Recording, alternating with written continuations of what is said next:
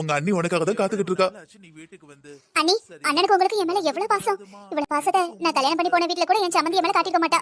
உங்களையும் அண்ணனையும் நான் மறக்கவே மாட்டேன். எங்க அம்மா அப்பா கூட மறந்துடுவேன். ஆனா உங்களை, நீங்க காட்டுற அன்பை, அக்கறைய, நீங்க கொடுக்குற பொருளை என்னால மறக்கவே முடியாது.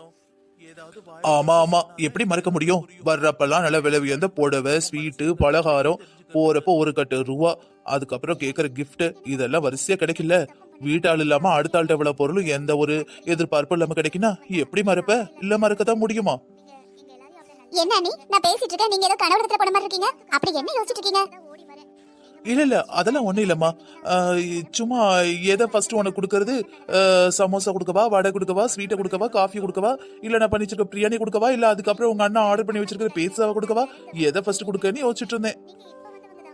அண்ணனா அண்ணன் தான், எனக்காக என்னெல்லாம் அரேஞ்ச் பண்ணிருக்கீங்க. ஒரு வழியா அண்ணனும் அண்ணியும் அரேஞ்ச் பண்ண எல்லாத்தையும் சாப்பிட்டு முடிச்சுட்டு போக மனசே இல்லாம கடைசியில பேசிட்டு இருக்காங்க. மணி 10:11. அண்ணன், இவ்வளவு எதுக்கு வாங்குறீங்க? பாருங்க, கையில பிடிக்கவே முடியல. பிடிக்க முடியலன்னா இங்க வச்சுட்டு போயிரு. என்ன நீ சொன்னீங்க? பிடிக்க முடியலனா ஒண்ணு மேல ஒண்ணு வச்சு சேலை முந்தானில வச்சு சுருட்டிட்டு போயிருன்னு. அனு, இல்லங்க, முந்தானில வச்சு அப்படியே கொண்டு போன கீழே விழுந்துரும்ல. முந்தானில வச்சு நல்லா சுருட்டி கொண்டு போயிட்டோம்னு வச்சுக்கோங்களேன், கீழே விழாது. அதைத்தான் சொல்ல வந்தேன். சரி அண்ணே, மருமக மாதிரி கூப்பிடுனேன். அவங்கள நான்